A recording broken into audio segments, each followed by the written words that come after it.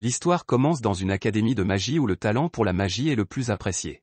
Notre protagoniste, Phil, n'a aucune aptitude pour la magie et se demande s'il existe un moyen pour les personnes sans talent comme lui de progresser dans une académie de magie. Il n'en est pas sûr, mais Phil se rend souvent dans des donjons pour tuer des monstres afin de devenir plus fort, même s'il ne peut pas utiliser la magie. Un jour, à l'académie, Phil, distrait, est appelé devant la classe. On lui demande de conjurer une flamme à l'aide d'un catalyseur, mais Phil tremble de peur à cause de son manque de talent magique. Bien sûr, il ne réussit pas à conjurer quoi que ce soit, et toute la classe se moque de lui. L'instructeur est vraiment déçu, car cette académie est très prestigieuse, et il est embarrassant de voir que Phil ne peut même pas utiliser la magie la plus élémentaire. L'instructeur comprend alors pourquoi on dit que Phil n'est qu'un élève d'honneur lorsqu'il s'agit de prendre des notes. Il dit que Phil est complètement dépassé. À ce moment-là, un élève nommé Sion fait apparaître une flamme étonnante depuis son siège. Sion présente des excuses peu sincères en disant qu'il ne faisait qu'aider Phil. L'instructeur éteint la flamme et déclare que c'est un exemple qui montre que, dans ce monde, la suprématie de la magie est absolue. La magie est la force, et les mages sont leurs héros. À l'académie, le talent d'un élève pour la magie lui permet d'obtenir un rang plus élevé. Cependant, un élève sans talent qui ne peut même pas utiliser un peu de magie n'a pas le droit d'être dans une académie qui donne naissance à de puissants sages. Après les cours, Sion se moque de Phil qui est retourné dans le donjon parce qu'il n'y va que pour éliminer du menu fretin et gagner quelques crédits. Une jeune fille nommée Colette intervient, mais Sion ne comprend pas pourquoi une élève d'honneur comme elle défend un tel incapable. Colette déclare que Phil est le plus grand travailleur qu'elle connaisse, et qu'elle refuse de laisser quiconque insulter son ami. Tout le monde est choqué de l'entendre parler ainsi, mais Sion fait remarquer qu'il faut bien plus qu'un travail acharné pour devenir un magia vendé. Phil n'a aucune chance de le devenir, et Sion ne veut plus perdre son temps avec un incapable comme Phil. Sion est d'accord avec l'instructeur qui dit à Phil d'abandonner l'académie, mais Colette dit à Sion d'aller se faire voir ailleurs. Colette console Phil en lui faisant remarquer que quelque chose ne va pas avec leur professeur, mais Phil ne peut pas lui en vouloir car il a raison. Phil prend la parole et dit à Colette que tant qu'il a une jolie fille comme elle à ses côtés, il ne se soucie pas du reste. Colette s'énerve et Phil s'excuse parce qu'on lui a appris très tôt à complimenter les filles. Il lui dit que sa beauté est tout à fait objective, ce qui ne fait que l'énerver encore plus. Colette se rappelle qu'elle est l'héritière d'un noble et qu'elle doit rester calme. À ce moment-là, Colette s'inquiète du silence total de Phil, qui lui explique qu'il ne fait qu'admirer la beauté de la journée. Colette explique alors que les magias de Vendée, qui sont les sorciers les plus puissants, continuent de protéger le ciel. Il y a longtemps, les gens étaient enfermés dans les ténèbres et ne connaissaient même pas l'existence du ciel. Le monde était terrorisé par ce qu'on appelle l'hôte céleste, mais 5 sorciers se sont dressés contre eux. Les sorciers renvoyèrent les envahisseurs et scellèrent le ciel tout en ramenant la paix dans le monde. Le titre de Magia Vendée est réservé aux plus forts et se transmet depuis des siècles. Lorsque Phil était plus jeune, une jeune fille nommée Elfaria lui a raconté des histoires sur ce qui se trouve de l'autre côté du ciel. On raconte qu'il y a un magnifique coucher de soleil qui fait virer toutes sortes de choses au rouge vif. Elle pensait que s'il pouvait devenir Magia Vendée, il pourrait voir le coucher de soleil. Phil voulait qu'ils le voient ensemble, alors ils se sont jurés de le faire. Phil se rend compte aujourd'hui que ce n'était qu'une promesse d'enfant, mais Elfaria était une vraie femme. Elle avait un talent incroyable et elle est devenue la plus jeune à obtenir le titre de Magia Vendée. C'est pour cette raison qu'elle est partie dans la tour supérieure, laissant derrière elle Phil, qui n'avait aucun talent. Phil ne peut pas renoncer à la promesse qu'ils ont faite, et il travaille dur pour pouvoir un jour se tenir aux côtés d'Elfaria. Ensuite, Phil se fait gronder par le professeur Workner parce qu'il est retourné dans le donjon. Le pire, c'est que Phil est allé au 7e étage, et Workner craint que Phil ne perde la vie un jour. Phil s'excuse et s'enquiert de ses crédits, ce qui ne fait qu'énerver davantage Workner. Phil a cependant éliminé un garde maléfique dans le donjon, et Workner lui accorde donc 2 crédits. Phil ne peut pas être plus heureux, et Workner est choqué qu'il n'ait pas abandonné l'idée de devenir un Magia Vendée. Phil se demande ce qu'il y a de mal à cela, et Workner lui explique les difficultés qui l'attendent. Avant de se rendre à la tour, Phil devra passer à l'Institut supérieur. Pour cela, il doit maîtriser les 3 programmes d'études. Ces programmes sont l'écriture, l'incantation et la pratique. Phil a besoin d'une tonne de crédits dans chacun d'eux, mais il ne peut pas utiliser la magie et ne pourra jamais obtenir de crédit en orthographe. Phil le sait très bien, c'est pourquoi il se concentre sur la collecte de crédits d'entraînement dans le donjon. Malheureusement, Workner doit rappeler à Phil qu'il est impossible de progresser uniquement par l'entraînement. Phil se décourage, et Workner lui remonte le moral en lui disant d'oublier l'idée de devenir un Magia Vendée.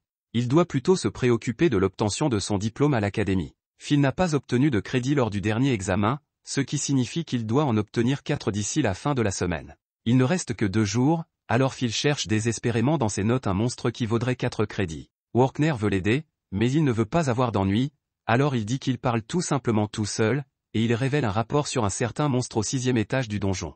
Il s'agit du Baskerville, et c'est exactement ce dont Phil a besoin, Alors il remercie le professeur. Malheureusement, Sion a tout entendu. Il met au point un plan diabolique qui, il en est sûr, permettra enfin de se débarrasser de ce maquis sans talent qui n'a pas sa place dans cette académie. Un peu plus tard, nous retrouvons Phil au 6e étage du donjon. Phil a déjà combattu un Baskerville, il est donc impatient de gagner ses 4 crédits. Il dit à son ami chat inquiet de ne pas s'inquiéter car il évitera le souffle de flamme du monstre, afin qu'il ne soit pas brûlé comme la dernière fois.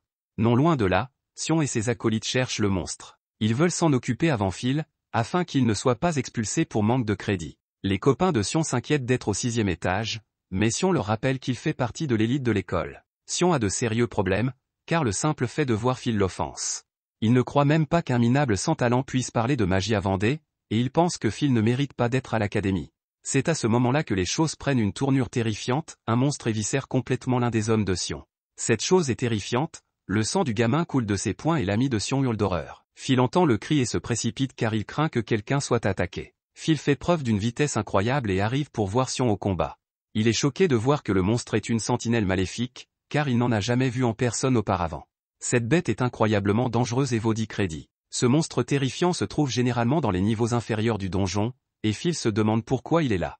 Sion, terrifié, supplie le monstre de s'éloigner en l'attaquant, mais sa magie n'a aucun effet. Sion n'a aucune chance et Phil se rend compte que la sentinelle est d'un tout autre niveau. Sion tire désespérément, mais la bête redoutable continue d'approcher, et Phil décide qu'il doit faire quelque chose. Mais à ce moment-là, Phil se demande s'il a vraiment l'obligation de sauver Sion.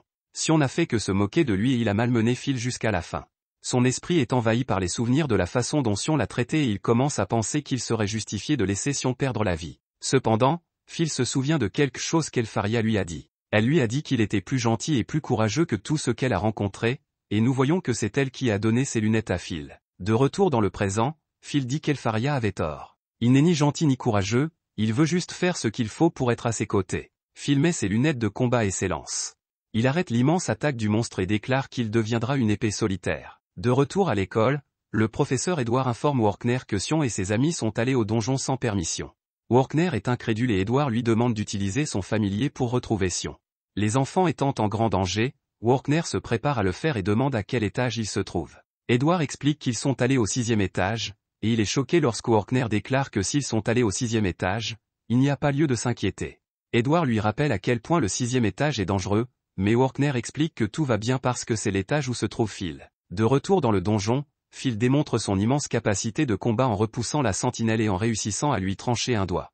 La bête, furieuse, tente d'attaquer Phil, mais l'enfant est trop rapide. Phil vole autour de la grotte et dévie facilement les débris que le monstre lui lance. Finalement, Phil parvient à monter sur le dos du monstre et Sion le regarde, choqué, ne pouvant croire qu'il s'agit du même Phil qu'à l'école. Les professeurs observent le combat depuis une boule de cristal, et Edward n'arrive pas à croire ce qu'il voit de Phil. Workner révèle alors que Phil est une véritable aberration, il possède une force surhumaine qu'un mage ne posséderait jamais et un corps aussi résistant que celui d'un nain. Mais ce n'est pas tout, il possède également un incroyable sens de l'observation qui lui permet de saisir les stratégies d'un ennemi après l'avoir vu une seule fois. Phil en fait la démonstration en esquivant une attaque que le monstre vient d'utiliser, et il profite de cette ouverture pour lui trancher le bras.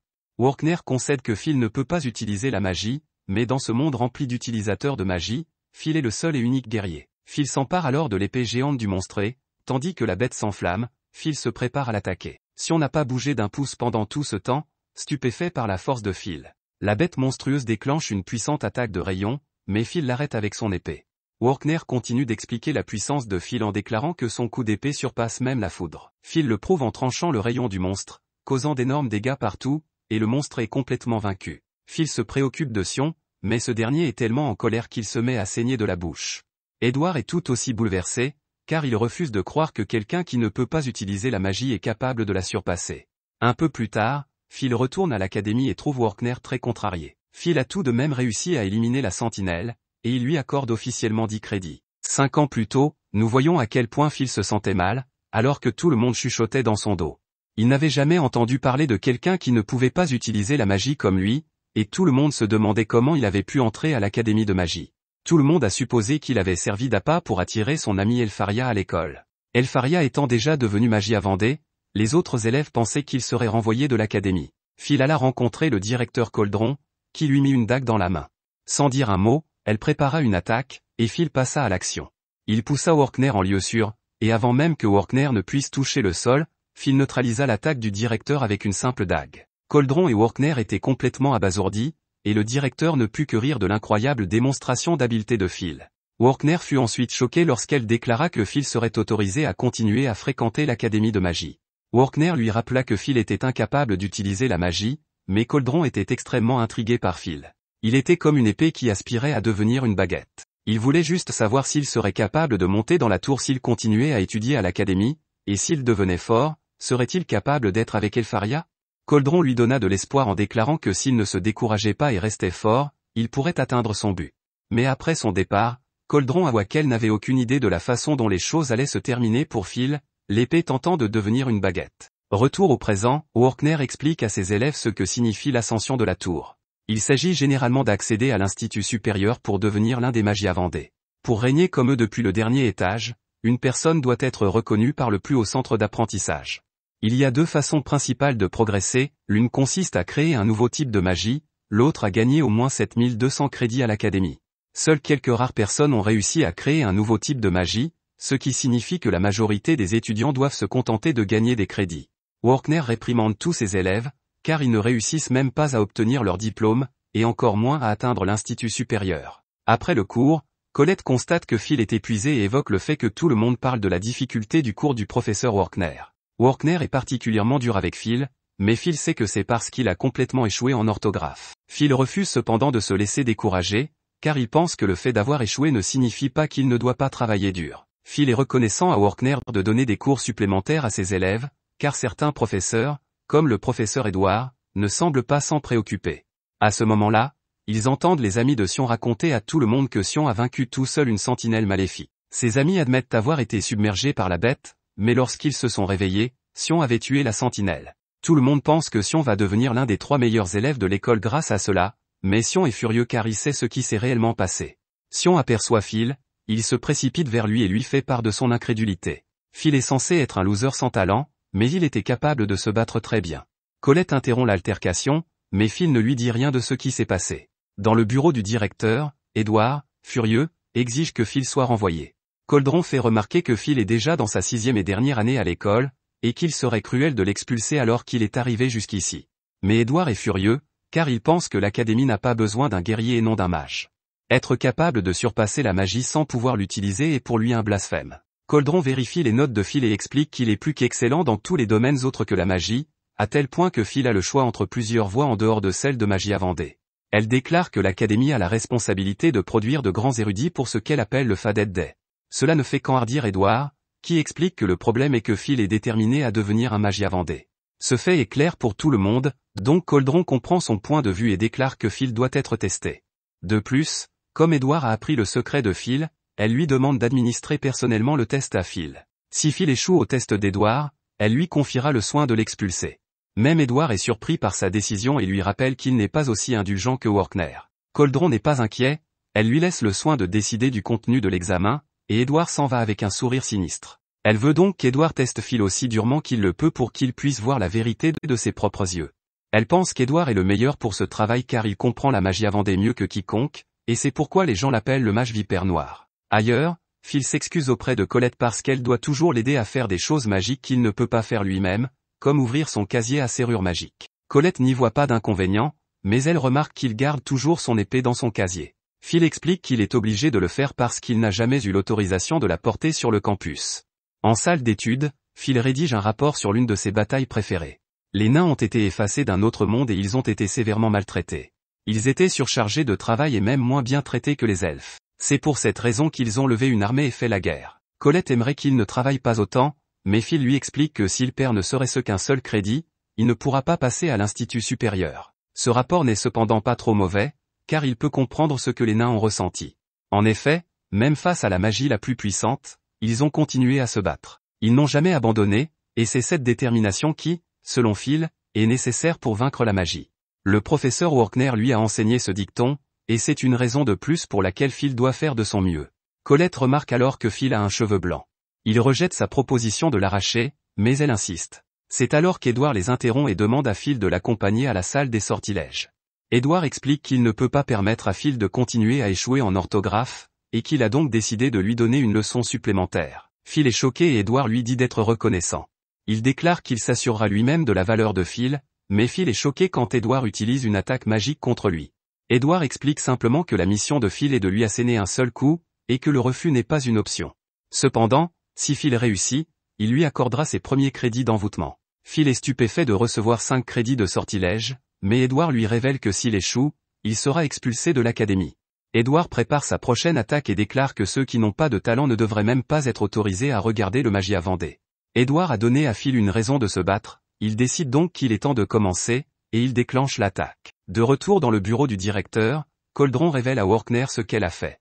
Elle explique à Workner, choqué, qu'Edward effectue un test et qu'il n'a pas le droit d'intervenir. Coldron a reconnu la défense de Phil par Workner, mais elle doit aussi tenir compte des préoccupations d'Edward. Elle a déjà décidé qu'Edward déterminerait si Phil est digne d'essayer de devenir un Magia Vendée. Workner a du mal à comprendre à quel point son choix est cruel, car Edward est la personne la plus proche de devenir un Magia Vendée.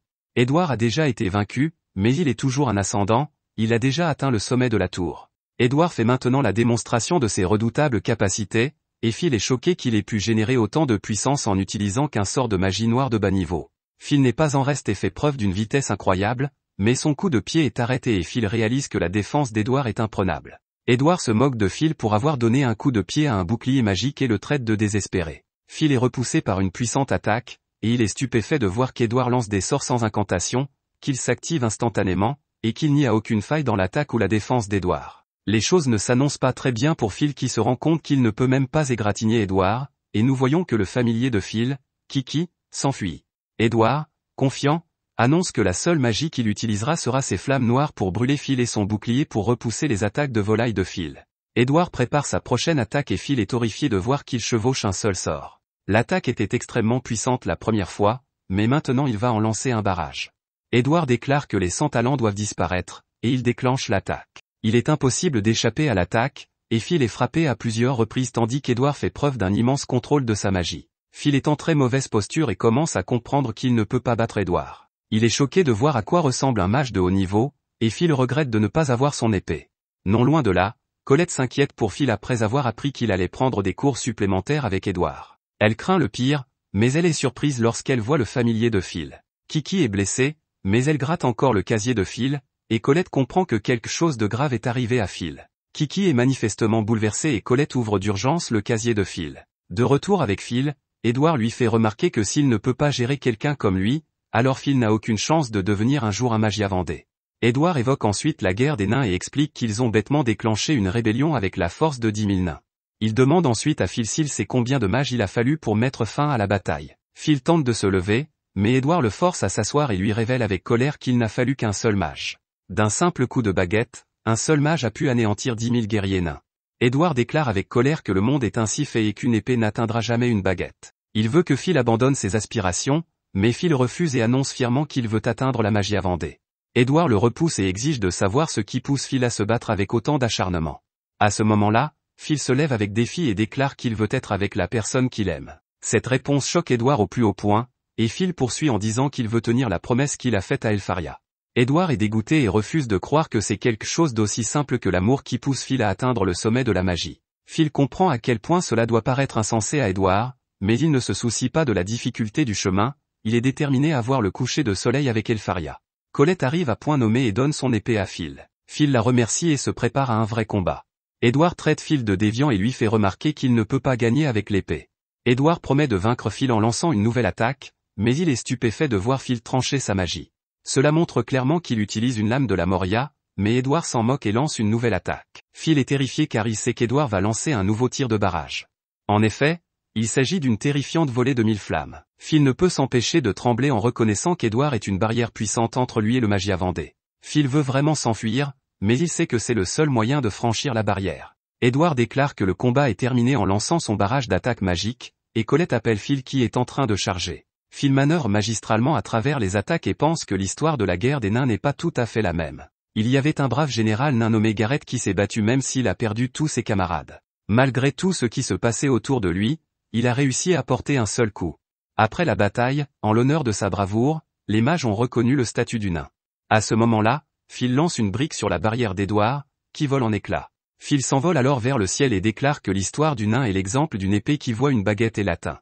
Phil utilise le plafond comme rampe de lancement et se propulse à travers la barrière d'Edward en la tranchant. Le combat atteint alors sa conclusion dramatique lorsque les deux combattants pointent leurs armes l'un vers l'autre. Edward est alors stupéfait et furieux lorsqu'il réalise que Phil l'a coupé. Il s'éloigne, mais déclare que Phil est récompensé par 5 crédits. Colette se précipite pour voir si Phil va bien, mais il est complètement épuisé. Coldron est très impressionné par Phil, et Workner souligne que Phil a choisi de plonger directement dans le barrage d'Edward. Il s'est caché et a attaqué à partir d'un angle mort au-dessus de sa tête. Ce n'est pas tout, car Coldron souligne que Phil a utilisé un coup suffisamment puissant pour briser le bouclier d'Edward. Phil a réussi à utiliser une attaque tranchante capable de vaincre la magie, et Coldron, stupéfaite, déclare que c'est vraiment comme si Phil était imperturbable. Un autre retour en arrière montre Phil recevant ses lunettes des mains d'Elfaria. C'est à ce moment-là qu'elle lui a fait ses derniers adieux, et Phil a déclaré qu'il parviendrait lui aussi à la tour. Même s'il ne peut pas utiliser la magie, et même si tout essayait de les séparer, Phil s'est juré de venir la chercher quoi qu'il arrive. Elfaria fut choquée quand il dit qu'ils verraient le coucher du soleil ensemble, et elle promit de l'attendre, peu importe le temps que cela prendrait. Workner les regarde se séparer et Phil lui dit que ce sera la dernière fois qu'il pleurera comme un perdant pathétique et sans espoir. De retour dans le présent, Phil se décrit comme un sans talent et un élève qui n'excelle que dans l'écriture. Phil est un étudiant, mais c'est aussi un travailleur acharné. À ce moment-là, Phil trébuche mais fait preuve d'une vitesse et d'une coordination étonnante en rattrapant facilement tous ses journaux tombés à terre. Elfaria fait la une des journaux pour avoir réussi à créer une nouvelle magie originale. En fait, elle est la première à avoir réussi l'exploit d'inventer 12 magies. Phil est bien sûr très fier, et il se promet de travailler dur lui aussi. Mais il est choqué lorsqu'il apprend qu'Elfaria a envoyé un ordre. Phil se précipite chez son ami Rosti et le supplie de lui fabriquer des objets magiques. Phil se prépare d'urgence et explique tout à Rosti. L'ordre est de collecter des noyaux de glace de Frostwalker car Elfaria a besoin de beaucoup de catalyseurs magiques. Pour cette raison, les étudiants qui participent à l'opération seront dédommagés.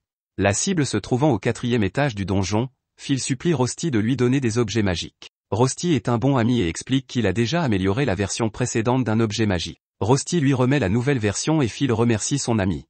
Rosti veille toujours sur Phil, il s'assure qu'il mange quelque chose et lui rappelle de prendre soin de lui. Peu après, Phil arrive au 4e étage du donjon. Il y trouve une tonne d'étudiants, mais il s'y attendait car un ordre d'Elfaria est très important. Phil annonce à Kiki qu'il est temps de commencer, mais il est surpris par la secousse du sol. Cette secousse a été provoquée par Sion qui a éviscéré quelques marcheurs du givre, et les amis de Sion l'encouragent. Mais Sion ne se contente pas de détruire des faibles comme ça, car il est encore bouleversé par la force de Phil lorsqu'il l'a sauvé. Phil, quant à lui, est très impressionné par Sion et décide qu'il doit se dépêcher car, à ce rythme, il ne restera plus de marcheurs du givre à chasser. Cette zone étant très fréquentée, Phil n'a d'autre choix que de s'enfoncer dans le donjon. Phil finit par trouver une fille en danger et la sauve. La jeune fille est stupéfaite car Phil n'utilise pas de magie et se contente de détruire les monstres à l'aide d'une épée. La jeune fille le remercie de l'avoir sauvée et se présente sous le nom d'Iris. De retour à l'académie, le professeur Workner explique que la création d'une nouvelle magie est une réussite profonde, si grandiose qu'elle garantit l'accès inconditionnel à la tour. La magie porte généralement le nom de la personne qui l'a créée, et dans le cas du sort de magie noire d'Axe d'Arbican, son homonyme est un mage des temps anciens, Fear Watchman d'Arbican. Cela signifie que si l'un de ses élèves trouve une nouvelle magie, il peut graver son nom dans l'histoire. Un élève se demande si Elfaria est vraiment aussi douée qu'on le dit, et Workner reconnaît qu'elle est incroyablement douée. Elle est l'un des plus grands mages de l'histoire, puisqu'elle est l'auteur de 12 sorts originaux, ce qui est inouï. Colette n'arrive pas à croire qu'Elfaria est l'amie d'enfance de Phil, et Elfaria met toute l'école en émoi après avoir donné un ordre. L'amie de Colette la taquine parce qu'elle est manifestement jalouse, et elle dit que Colette doit avoir peur qu'Elfaria lui vole Phil. Colette le nie, mais Workner leur reproche d'être trop bruyante. Colette prend un moment pour penser à Phil, et elle se demande s'il est de nouveau dans le donjon à cause d'Elfaria. Phil est là, bien sûr, et Iris dit qu'elle le reconnaît comme le gamin de l'école qui n'a aucun talent. Phil se demande pourquoi elle n'a pas de mépris pour lui parce qu'il n'a pas de talent, mais Iris dit qu'elle ne peut pas mépriser la personne qui l'a sauvé.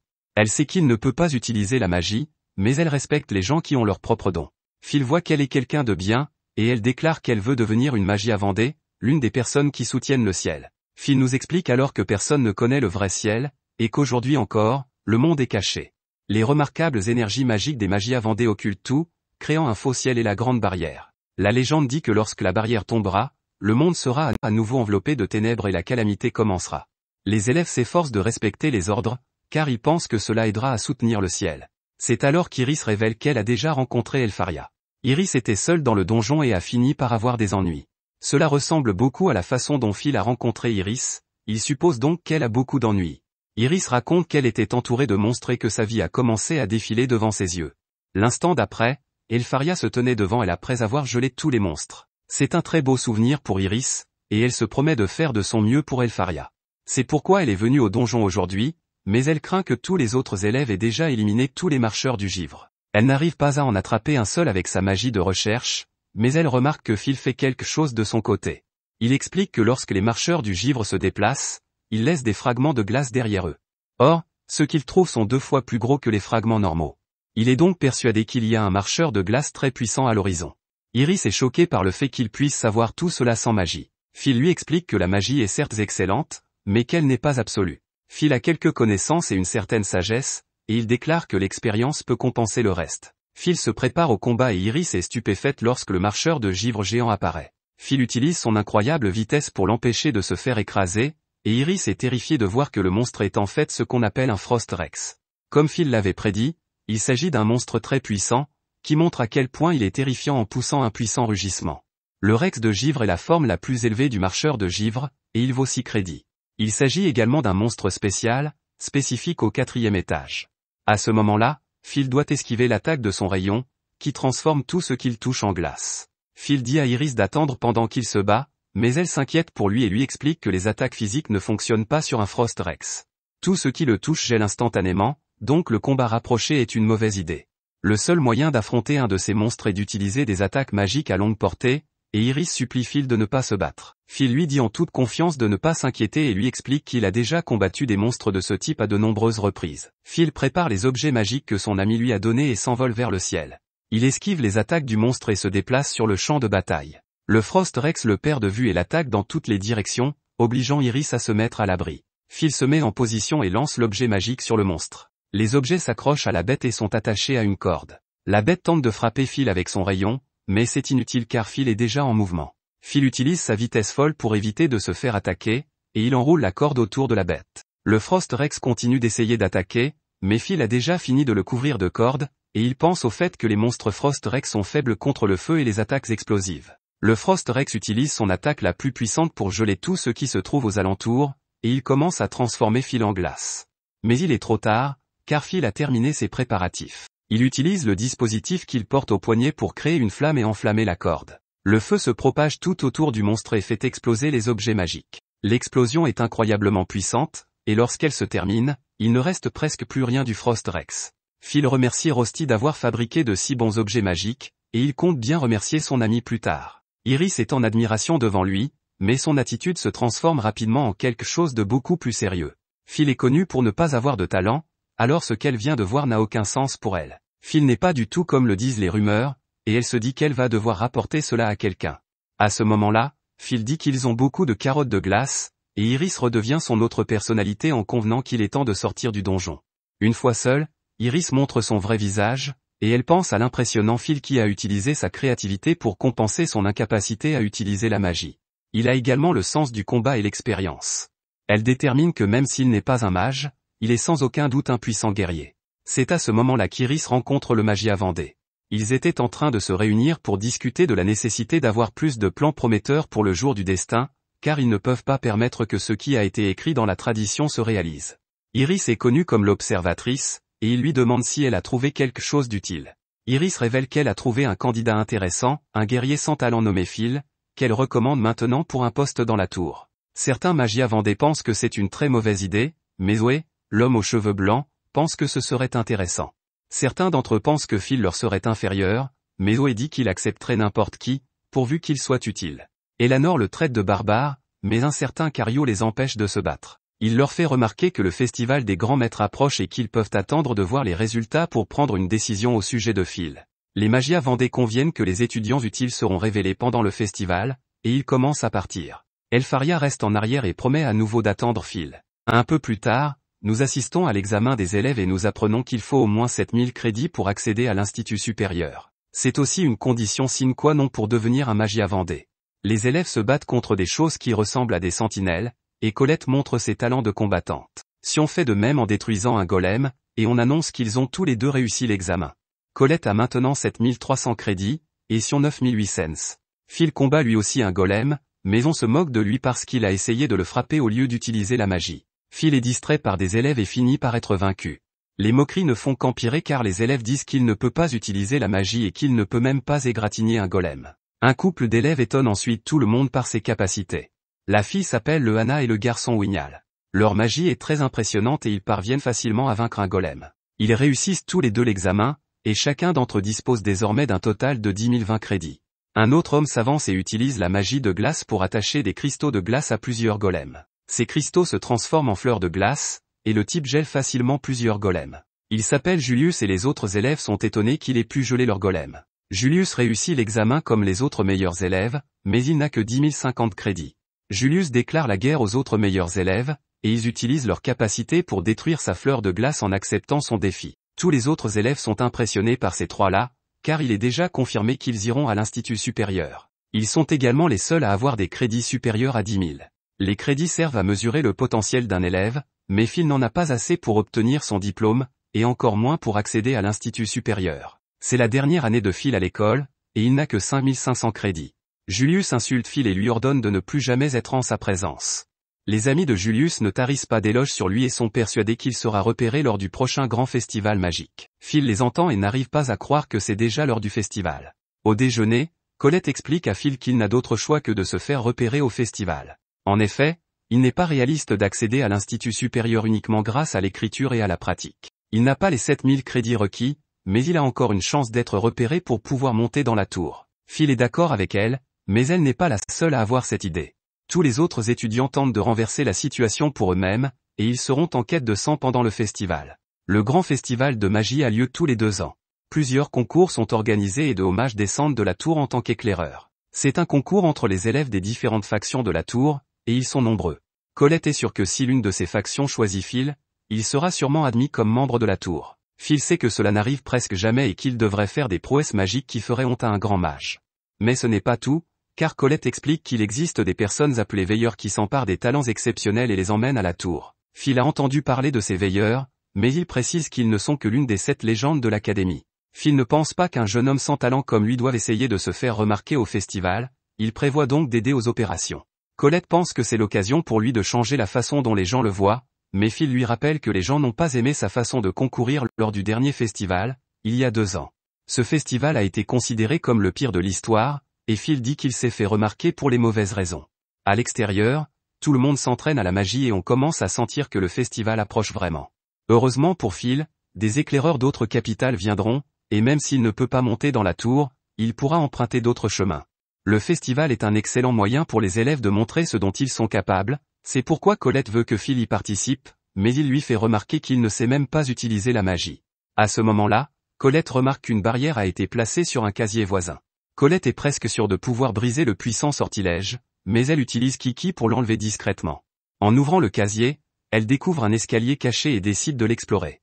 En bas, elle découvre des étudiants qui parient sur les vainqueurs de certaines épreuves du festival. Il s'agit de jeux d'argent clandestins, et les élèves parient sur les meilleurs d'entre eux. Phil est choqué de voir Sion là, et Colette prend les devants pour éviter que Sion ne crée des problèmes. Elle l'avertit de ne pas devenir violent, et Phil se demande ce que Sion fait là. Sion ne répond pas, mais ses amis idiots disent que ce n'est pas comme s'il essayait de voir quelles sont les chances de gagner, parce qu'il y a des rumeurs selon lesquelles il y a un écart énorme entre lui et les meilleurs étudiants. Sion gronde ses amis idiots et Colette se moque de lui parce qu'il s'inquiète pour les meilleurs élèves. Sion, bien sûr, n'y est fait remarquer que le nombre de crédits qui lui manquent par rapport à eux ne sont que des crédits qu'il a perdus en passant des examens. Il est sûr qu'il est aussi fort que les meilleurs élèves, mais il se souvient qu'il n'a pas à se justifier auprès de Phil. Le lendemain, Colette propose à Phil de l'accompagner au donjon, mais il explique qu'il va travailler à la taverne. Cette taverne se trouve à la périphérie de la capitale de la magie, dans la rue Slumland. Cet endroit est rempli de nains, et Phil y travaille comme serveur. Phil parle au gars qu'il voit lorsqu'il livre les journaux, et ce gars n'arrive pas à croire à quel point Phil est un travailleur acharné. Phil livre des journaux le matin, va à l'académie le jour et sert les tables le soir. Phil explique qu'il n'a pas de bourse et qu'il doit travailler dur pour payer ses études. Le vieil homme pense que le grand festival de magie peut tout arranger pour Phil, mais ce dernier lui répond qu'il ne pourra jamais y participer. Phil est réprimandé pour s'être relâché, et son patron lui fait remarquer que Rusty travaille beaucoup plus dur. Phil s'excuse d'avoir besoin de son aide au travail, mais Rusty n'y voit pas d'inconvénient, car il aime relever le défi de travailler sans magie. L'un des serveurs démissionne et Rusty aide Phil à la dernière minute. L'endroit devient encore plus animé, et tous les nains montrent comment Phil s'entend avec tout le monde. Plus tard, Rusty se demande pourquoi Phil ne demande pas à Workner de lui trouver un travail mieux rémunéré. Phil explique qu'il cause déjà suffisamment d'ennuis à Workner et que cela ne le dérange pas de travailler pour les nains. Ce sont des gens chaleureux que Phil respecte beaucoup, et ils l'ont accueilli à bras ouverts. À ce moment-là, Phil fait tomber une cuillerée, alors qu'il l'attrape, Julius entre dans la pièce.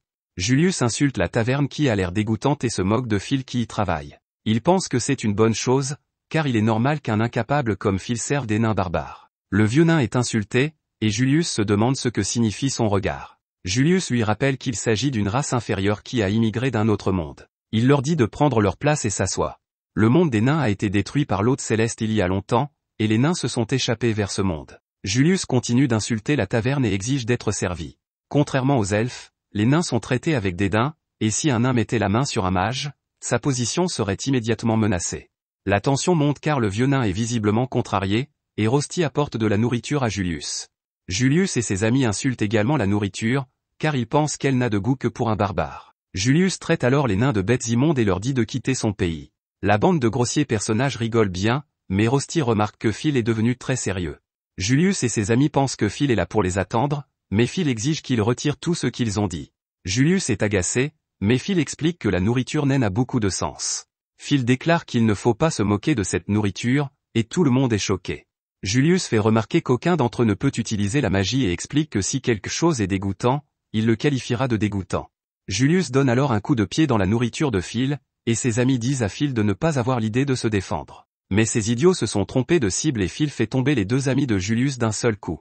Phil les assomme d'un seul coup et dit à Julius que la sauvagerie qui règne entre eux est plus insensée que celle des nains. Julius devient furieux et explique qu'il n'a pas connu une telle humiliation depuis très longtemps. La rage de Julius se manifeste par sa puissance, et la pièce commence à geler. Il prévient Phil qu'il vient de se battre avec la pire personne possible, et Phil parvient de justesse à esquiver l'attaque dangereuse de Julius. Les choses s'intensifient et Julius parvient à plaquer Phil contre le mur. Julius utilise alors sa baguette pour narguer Phil en poussant l'une de ses fleurs de glace, mais il est choqué de voir que Phil est toujours défiant. Julius décide que l'enfermement de Phil ne suffira pas à l'apaiser car personne n'est là pour le voir. Il exige que Phil participe au grand festival magique afin de pouvoir l'humilier devant tout le monde. Phil détruit une partie de la glace de Julius et déclare qu'il participera au festival. Le vieux nain essaie d'arrêter Phil, mais Rusty voit bien qu'il est trop tard, car Phil est vraiment en colère. Julius déclare qu'il va vaincre Phil et faire en sorte qu'il ne puisse plus rester à l'académie. Phil en a assez de ce type et lui dit qu'il devra s'excuser auprès de ses amis une fois qu'il l'aura battu. Un peu plus tard, le directeur prononce un bref discours et annonce le début du grand festival de magie.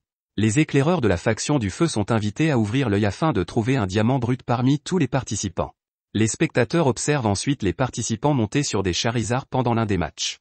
Les spectateurs sont stupéfaits par l'intensité de la course, mais il est clair pour eux que le Hana va gagner. C'est ce qu'ils attendaient de celle qu'ils appellent « Mademoiselle Parfaite », parce qu'elle est au sommet de l'école. Le directeur Coldron observe la foule et se réjouit de voir que les scouts sont mêlés à la foule, les yeux brillants. Iris fait remarquer que les mages qui viennent de l'extérieur de la tour créent toujours une certaine tension. Les scouts organisent maintenant leur propre concours pour trouver les élèves les plus prometteurs de l'académie.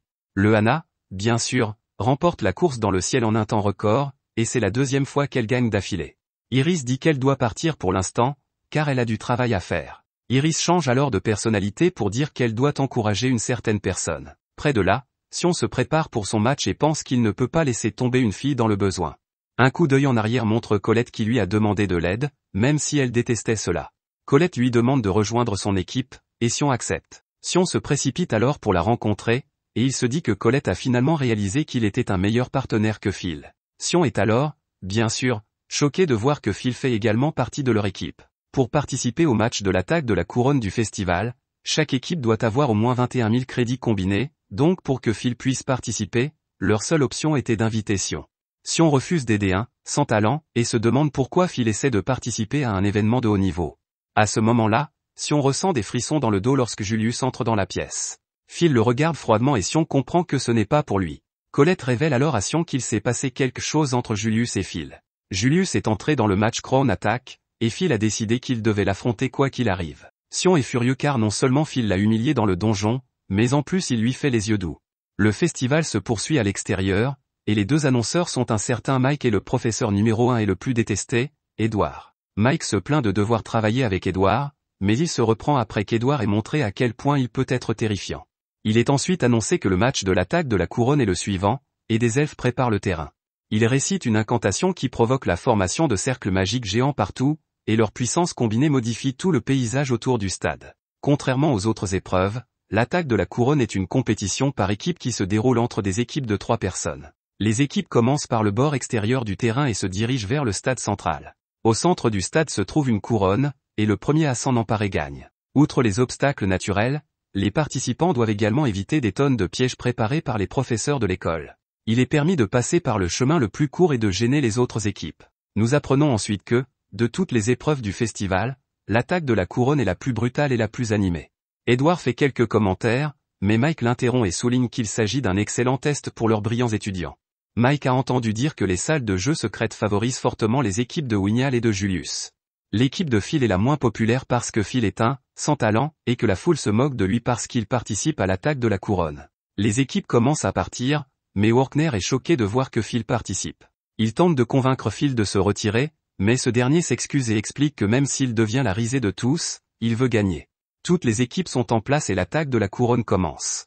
L'équipe de Julius est la première à atteindre un piège, qui se révèle être un grand groupe de golems. C'est un obstacle de grande envergure, et les spectateurs se demandent s'ils vont survivre. À ce moment-là, tout le monde est stupéfait de voir Phil sprinter en direction des golems. La foule se moque de lui, car il a à peine réussi à égratigner un seul de ses golems pendant l'examen, et ils supposent qu'il court simplement jusqu'à la fin de sa vie.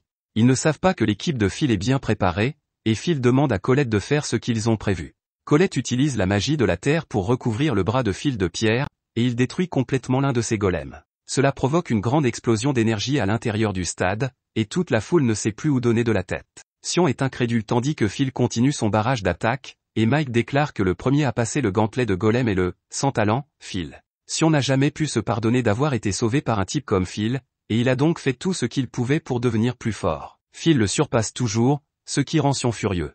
L'équipe de Phil a pris la tête, mais cela signifie qu'elle est la première à tomber sur le prochain piège.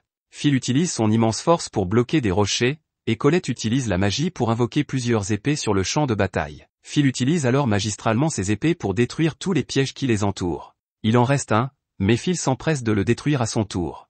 Mike annonce qu'ils ont passé le deuxième piège et qu'il est impressionné par le cheval noir que l'équipe de Phil s'est révélé être. La foule refuse de croire que Phil est à l'origine de ses exploits et pense que tout cela est dû à la magie de Colette. Mais les scouts ne s'y trompent pas, car ils savent que Phil a une capacité d'élite à détecter et à déjouer les pièges. Edward intervient pour souligner que les mouvements de Phil sont ceux de quelqu'un qui passe tout son temps dans le donjon.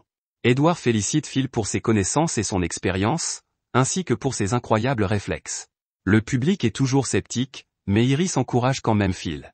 Une équipe refuse de se laisser distancer par celle de Phil, mais elle finit par tomber dans un piège de plantes sauvages. Chacun fait de son mieux pour avancer, mais les pièges sont impitoyables. L'équipe de Phil a une avance considérable, et Mike se demande si sans talent, Phil sera vraiment le premier à atteindre le stade. Non loin de là, Julius entend l'agitation qui règne dans le stade et se demande ce qui se passe.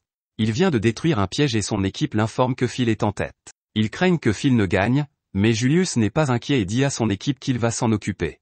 Peu de temps après, Mike annonce que l'équipe de Phil a atteint la dernière zone appelée les bois enchantés.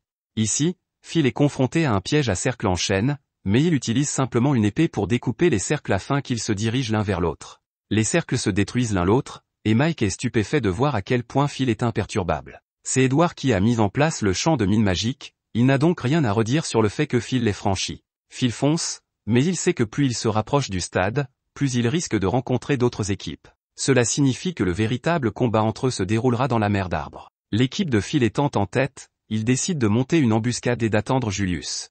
Mais à ce moment-là, Phil est empalé de justesse par un éclat de glace. Colette est choquée de voir que Julius est arrivé avant eux, et Phil se demande si son équipe ne se cache pas quelque part. Julius attaque alors avec un barrage d'éclats de glace, et Phil se rappelle qu'il doit se concentrer. Phil se prépare à attaquer, mais tout le monde est stupéfait lorsque Sion efface toute la glace avec ses flammes. Sion commence une incantation et Colette, consciente du danger, supplie Phil de s'éloigner. Mais il est trop tard, car Sion termine rageusement la préparation de son attaque, et Colette doit rapidement protéger Phil pour qu'il ne soit pas touché.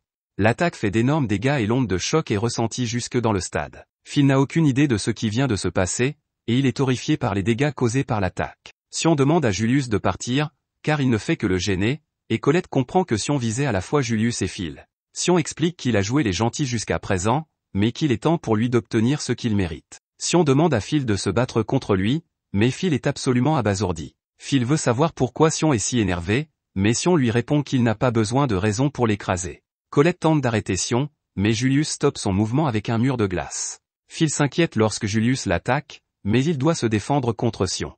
Les attaques de Sion désarment Phil, qui tente de lui rappeler que ce n'est pas le moment de se battre. Sion refuse d'écouter et dit à Phil de ramasser son épée. Phil voit qu'il n'a pas d'autre choix, il lève son épée et se prépare au combat. Nous avons ensuite un aperçu du passé du point de vue de Sion. Sion était dégoûté par la simple vue de Phil, car il a toujours été une personne pathétique et sans talent. Sion ne supportait pas de le regarder tous les jours, alors il a décidé de rendre Phil moins pénible à regarder. Sion a enlevé un mot méchant que quelqu'un avait mis sur le dos de Phil et lui a dit qu'il lui permettrait d'être son sous-fifre. Sion s'est énervé lorsque Phil l'a ignoré, mais il a rapidement vu à quel point Phil était devenu insensible. Phil a froidement dit à Sion de s'éloigner de lui, et Sion méprise Phil depuis ce jour. De retour dans le présent, Phil court se mettre à l'abri tandis que Sion déclenche sa rafale d'attaque. Sion démontre l'immense contrôle qu'il a sur le feu en réussissant à attraper Phil avec. Phil se libère, mais Sion continue d'attaquer. Sion insulte alors Phil qui saute partout comme un animal sauvage qui ne pense qu'à sa survie. Il demande à Phil de l'attaquer à son tour, mais Phil refuse. Sion continue de l'exiger, mais Phil essaie de lui faire comprendre qu'ils font partie de la même équipe. Mais le plus important, c'est que Phil veut tenir sa promesse au nain, et qu'il ne peut donc pas prendre la peine de se battre contre Sion pour l'instant. Bien sûr, cela contrarie encore plus Sion, et Phil commence à se demander si combattre Sion est vraiment son seul choix. Mike et le public sont choqués de voir les coéquipiers se battre entre eux, et Mike demande à Edward ce qu'il pense de la situation. Edward dit qu'il est hors de question que les membres de l'équipe se battent entre eux, quelle qu'en soit la raison. Non seulement cela ruinerait leur chance de remporter le match, mais cela ferait aussi très mauvaise impression auprès des recruteurs. Edward trouve cela vraiment déplorable, mais Mike est stupéfait de voir à quel point Edward a l'air heureux en disant cela. Les recruteurs sont déçus car Sion était très prometteur en termes de notes, mais son comportement pendant le match leur fait comprendre qu'il n'est encore qu'un écolier. Rusty s'inquiète pour Phil, et Iris sort de nulle part pour se présenter. Iris se présente comme la personne qui peut s'entendre avec tout le monde, et elle continue d'encourager Phil. Rusty ne pensait pas qu'Iris était du genre à encourager quelqu'un, alors Iris explique qu'elle n'était pas vraiment intéressée par Phil lorsqu'elle a entendu parler de lui pour la première fois. Mais après l'avoir rencontré, elle se considère comme bénie. Rusty constate que beaucoup de gens semblent s'intéresser à Phil, y compris Colette. De retour au combat, Colette décide qu'elle doit se dépêcher d'empêcher Phil et Sion de se battre. Mais Julius la contrarie et elle doit se défendre contre ses attaques. Julius est un homme sournois, et Colette comprend qu'il a utilisé cette attaque pour faire diversion, et il déclenche un piège en dessous d'elle. À ce moment-là, tout le monde dans le Colisée est stupéfait de voir qu'il y a plusieurs Julius sur le champ de bataille. Julius a également intercepté toutes les autres équipes, et Wignall est impressionné qu'il ait pu aller jusqu'au bout de sa déclaration de guerre. Julius affirme qu'il va le détruire avec son arme secrète, mais il est choqué lorsque Wignall lui révèle qu'il attendait de lui rendre sa fleur. Cette fleur détruit Julius, mais ce n'était qu'un clone, et Wignall est impressionné de voir que Julius avait un tel tour dans son sac. C'est normal, puisque Julius a le potentiel pour devenir un magia Vendée. Mike perd la tête car il n'arrive même pas à expliquer ce qui se passe, mais il remercie Wignall d'avoir fait taire Julius.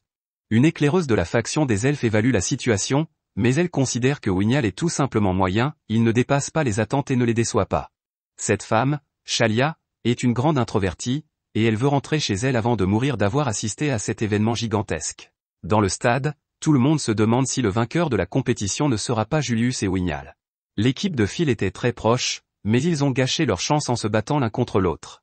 Les amis de Sion savent que Sion déteste Phil, mais ce n'est pas son genre d'annuler le match pour cette raison. Sion va trop loin en essayant de faire renvoyer Phil de l'académie, mais l'un de ses amis pense que Sion a une bonne raison.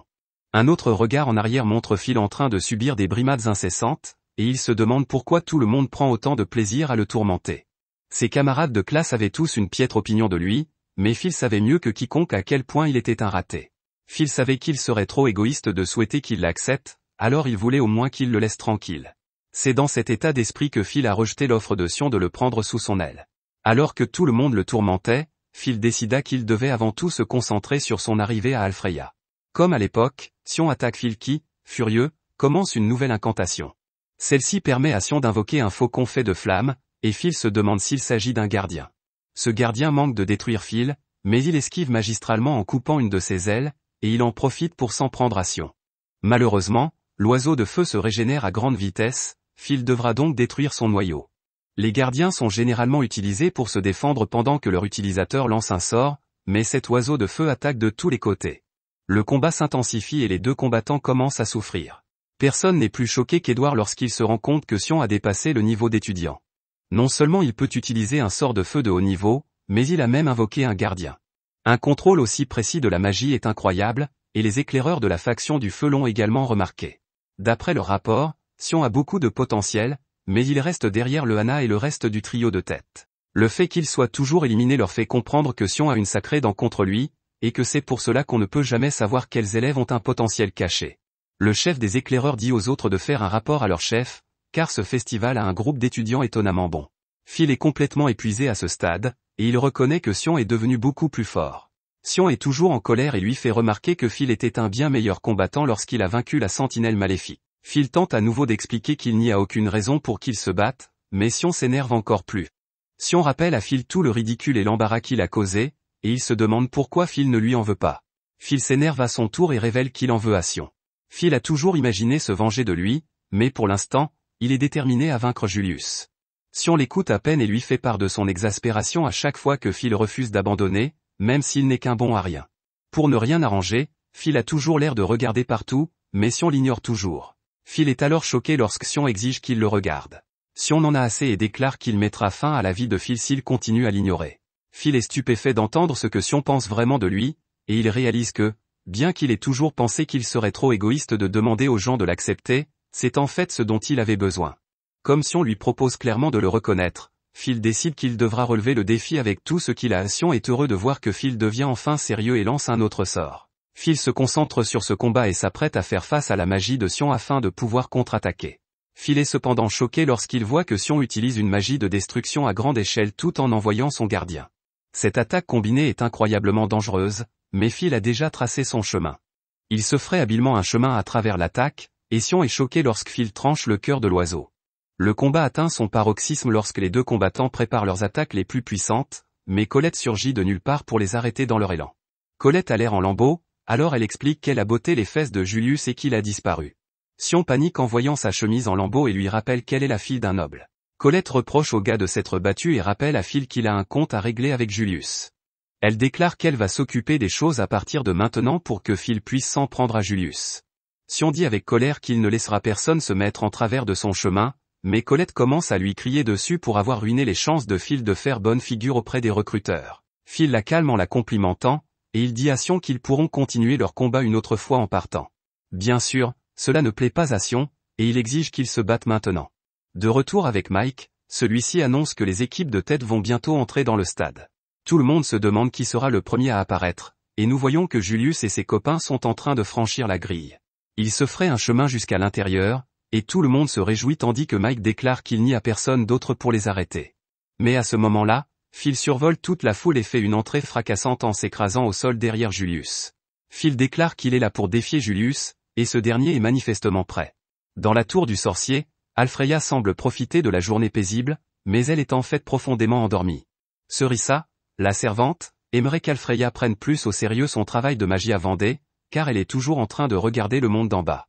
Serissa lui fait examiner les candidats potentiels recommandés par les éclaireurs, et elle lui en indique un qu'il considère comme le meilleur candidat de la faction de la glace. Il s'agit de Julius, qui fait sensation au festival.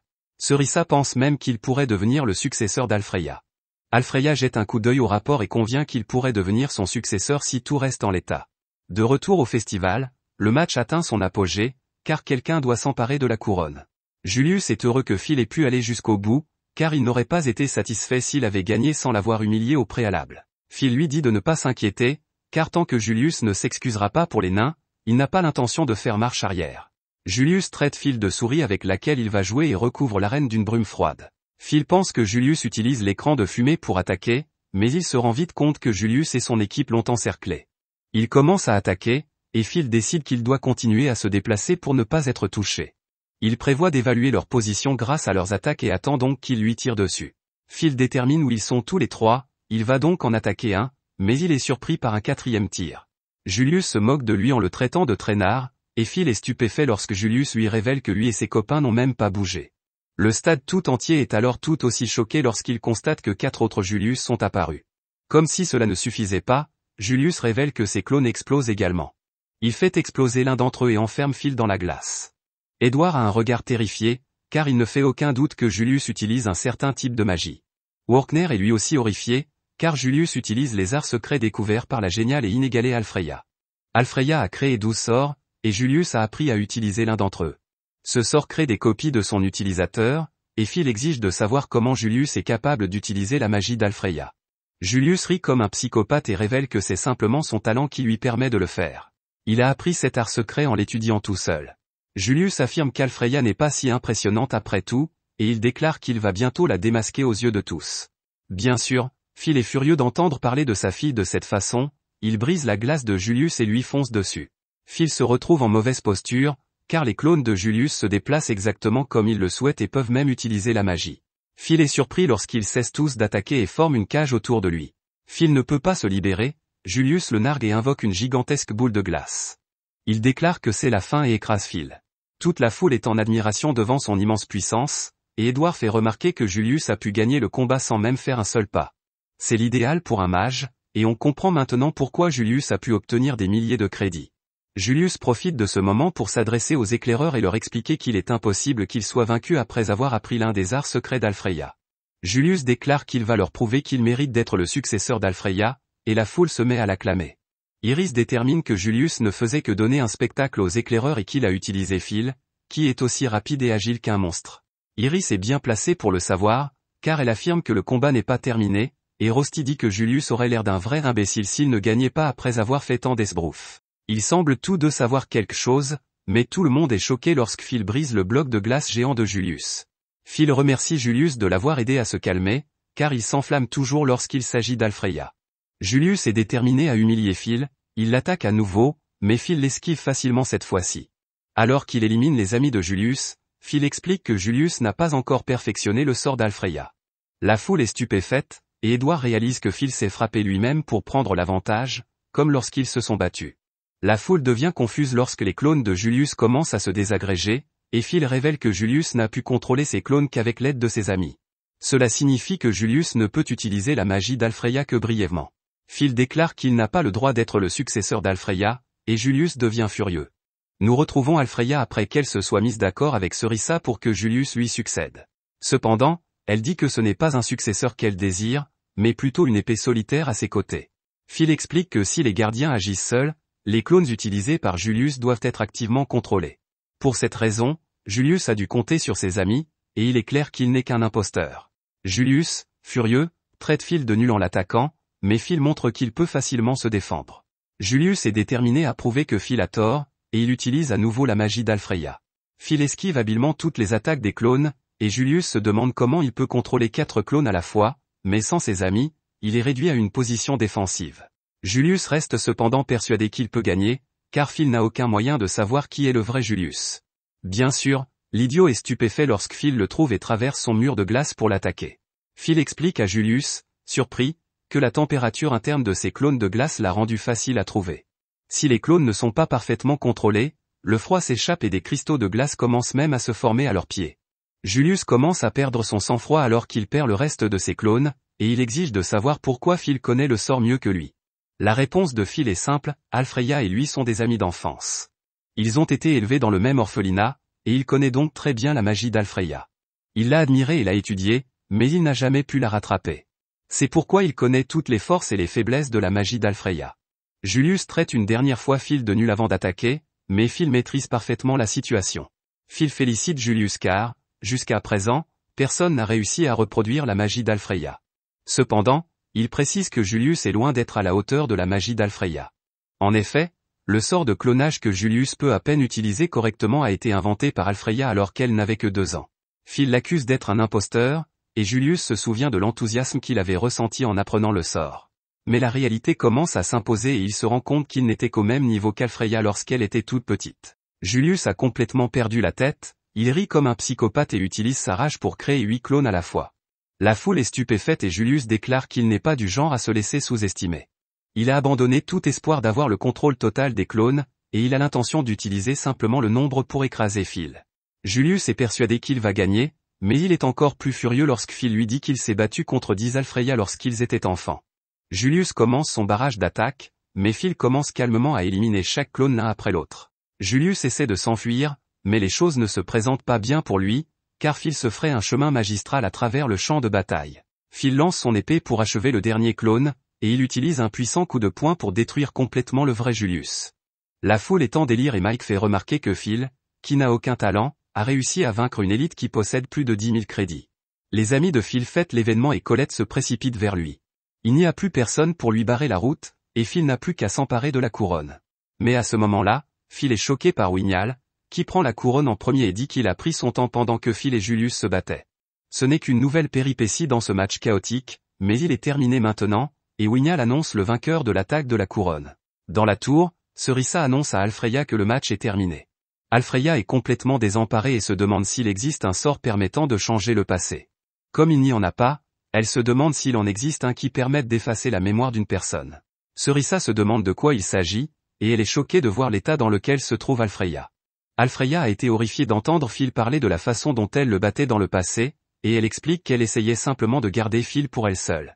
De retour à la reine, Sion, en colère, n'en finit pas de s'énerver car il n'arrive pas à croire que Phil ait réussi à vaincre Julius. Colette se précipite vers Phil, et Sion jure d'être celui qui le vaincra. Phil s'excuse auprès de Colette d'avoir laissé Wignall prendre la couronne, mais elle va bien, et Phil est heureux d'avoir pu tenir sa promesse aux nains.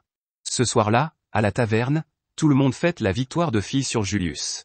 Tous les nains remercient Phil de s'être battu pour eux, et Workner les remercie d'avoir pris soin de Phil. Les nains disent humblement qu'ils n'ont pas fait grand-chose, mais Workner leur demande de continuer à veiller sur Phil. Plus tard dans la nuit, Colette se dit déçue que Phil n'ait pas été repéré par la tour. C'est probablement parce que leur équipe s'est battue entre eux et qu'ils n'ont même pas gagné l'épreuve. Colette rejette la faute sur Sion, et Phil explique que Sion a impoliment rejeté l'invitation à leur fête. Le vieux nain dit à Phil de ne pas s'inquiéter de ne pas être repéré, car il a gagné le combat pour leur honneur et a obtenu les excuses que Phil souhaitait.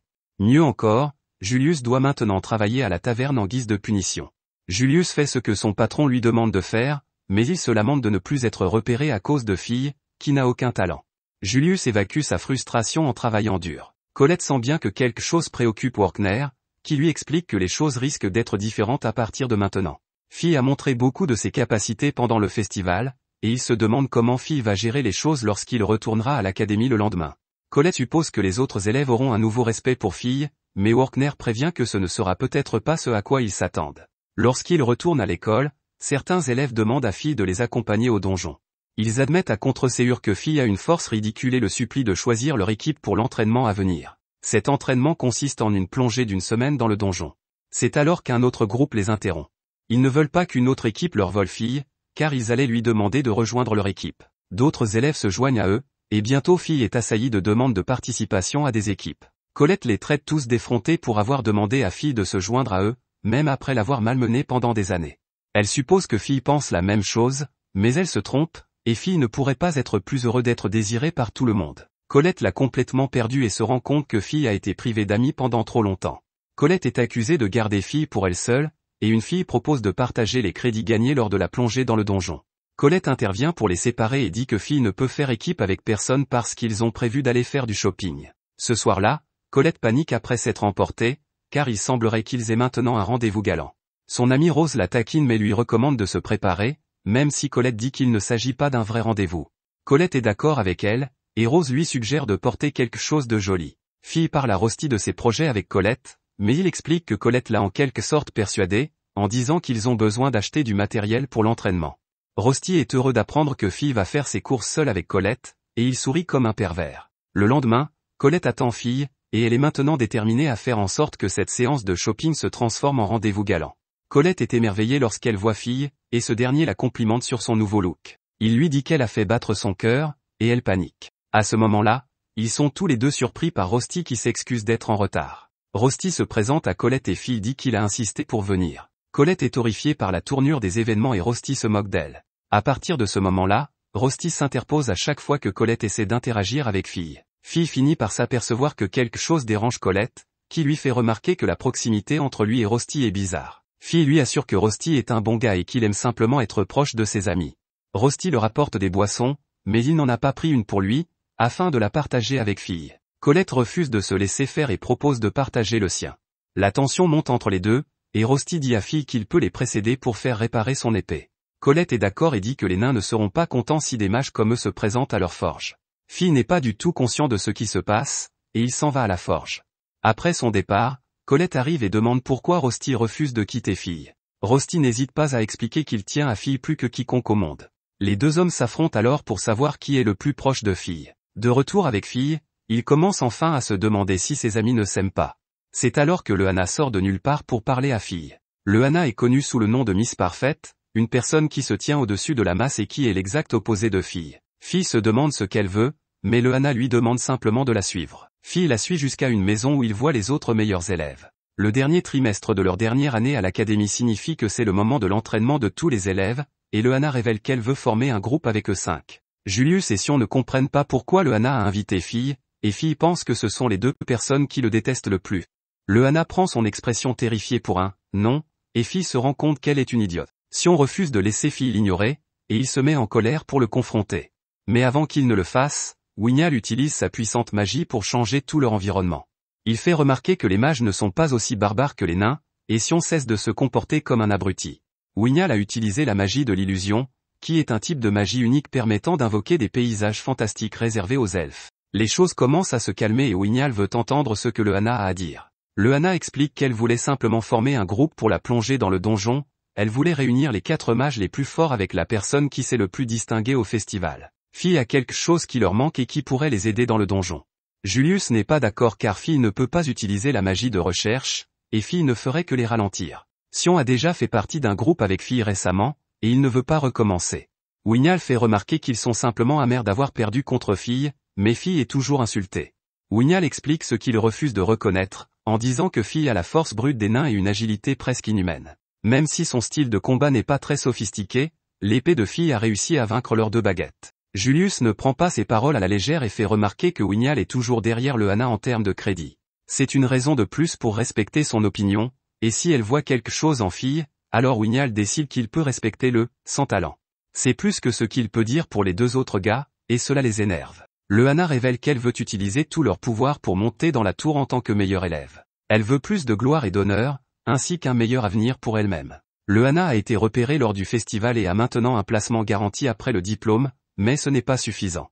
Chez elle, les membres de la famille meurent généralement assez jeunes. Pour éviter leur ruine totale, le Hana doit obtenir des résultats impressionnants. L'ascension de la tour ne suffira pas, car elle doit aussi devenir une magie à Vendée. Le Hana est persuadé que chacun d'entre eux a ses propres ambitions. Elle demande donc aux garçons de laisser tomber une pièce dans une tasse s'ils acceptent sa proposition. Wignall accepte immédiatement, car aucun groupe ne sera capable d'obtenir de meilleurs résultats qu'eux. Julius veut plus de crédit, il n'a donc pas d'autre choix que d'accepter. Sion jette également sa pièce, il ne reste donc plus que Fille. Plus tard dans la nuit, Fille retourne auprès de ses amis inquiets. Ils l'ont cherché près de la forge, mais il était introuvable. Fille est très sérieux et révèle qu'il a décidé de rejoindre le groupe de le Hana pour s'entraîner à la plongée dans les donjons.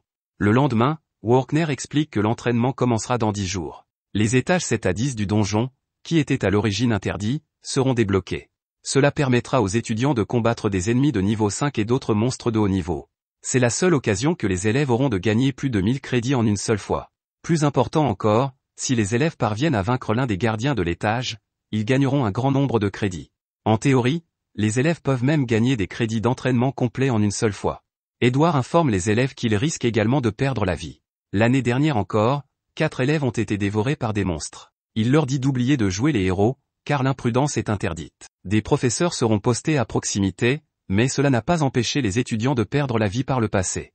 Alors que les élèves entrent dans le donjon, le Hana fait remarquer qu'elle n'a pas invité Colette. Colette s'en moque et déclare qu'elle y va si Fille y va. Rosti n'a pas pu venir, mais Fille est heureux qu'il ait au moins préparé beaucoup d'objets magiques pour lui.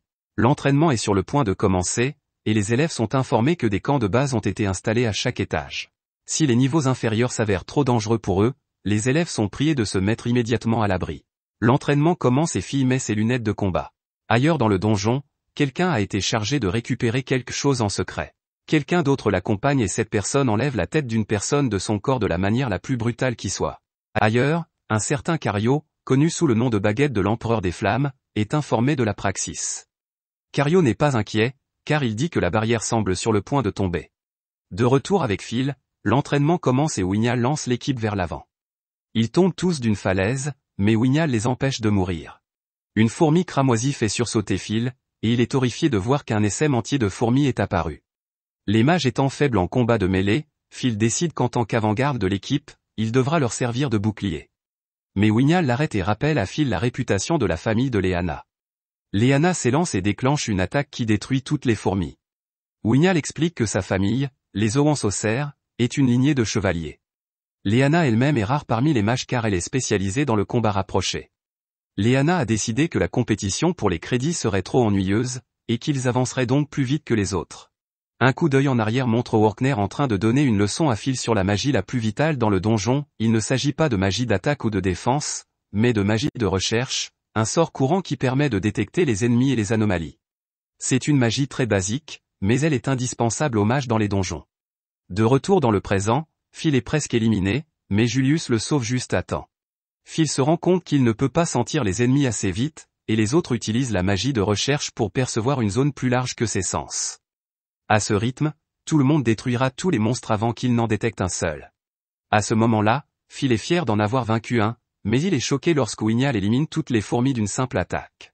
Wignall traite Phil de fardeau parce qu'il n'est même pas capable de servir de bouclier et remet en question la décision de Lyanna d'inviter Phil dans leur groupe. Lyanna reste cependant persuadée que Phil n'a tout simplement pas eu le temps de jouer son rôle de bouclier. Elle est persuadée que Phil montrera sa vraie force lorsqu'ils affronteront des ennemis de plus de 5 niveaux.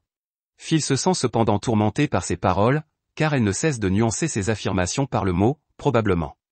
Julius commence à faire quelque chose avec sa baguette, et Phil nous explique que les mages utilisent leur baguette pour absorber les traces de magie provenant des monstres tombés au combat. Ainsi, l'académie peut vérifier le nombre de cibles qu'un élève a vaincues. Tout le monde commence à partir, et ils expliquent qu'il ne sert à rien d'absorber les traces restantes des fourmis car elles n'ont guère de valeur. Phil est différent des autres car il n'a aucun moyen d'absorber les traces de magie. C'est pourquoi il doit rapporter les restes de monstres pour gagner ses crédits. Cela fait de lui un fardeau pour les autres, mais Phil reste positif et se promet de faire de son mieux pour aider son équipe à un moment ou à un autre.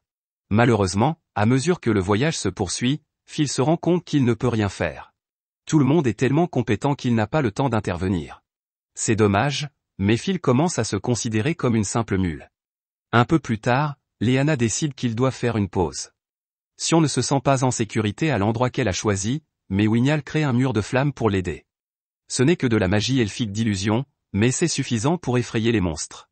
Lyanna demande à Phil de distribuer les rations qu'elle a préparées, mais Wignall est le seul à ne pas permettre à Phil de s'approcher de lui. En effet, les elfes ne permettent qu'à ceux qui en sont dignes de les toucher. Wignall arrête Phil dans son élan car il ne veut pas le toucher par accident. Colette est furieuse de voir Phil traité de la sorte, mais la seule personne que Wignall juge digne dans leur groupe est Lyanna. Phil dit que ce n'est pas grave puisque les elfes ont simplement une culture différente, comme les nains, ils viennent d'un autre monde.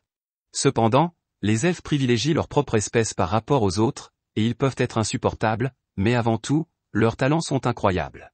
À la tête d'une des factions de Magia Vendée se trouve la reine des elfes. Lyanna dit à tout le monde que leur priorité absolue est le nabru lumineux. Il vaut 110 crédits et il n'y en a qu'un seul. Cela signifie qu'ils devront tuer le gardien de l'étage 10. 110 crédits, c'est une somme incroyable, et c'est la plus importante de la praxis. Le monstre est incroyablement dangereux, mais Lyanna a constitué cette équipe dans le but de tuer Nabru. Elle est persuadée que le groupe a le pouvoir de vaincre la bête de 110 crédits, et elle veut le prouver à la tour. Lyanna veut combattre la bête quand leur groupe aura toutes ses réserves de magie, elle veut donc ignorer les autres monstres pour l'instant et s'en occuper après avoir vaincu Nabru. Si personne ne s'y oppose, ils prendront le chemin le plus court pour atteindre le niveau 10.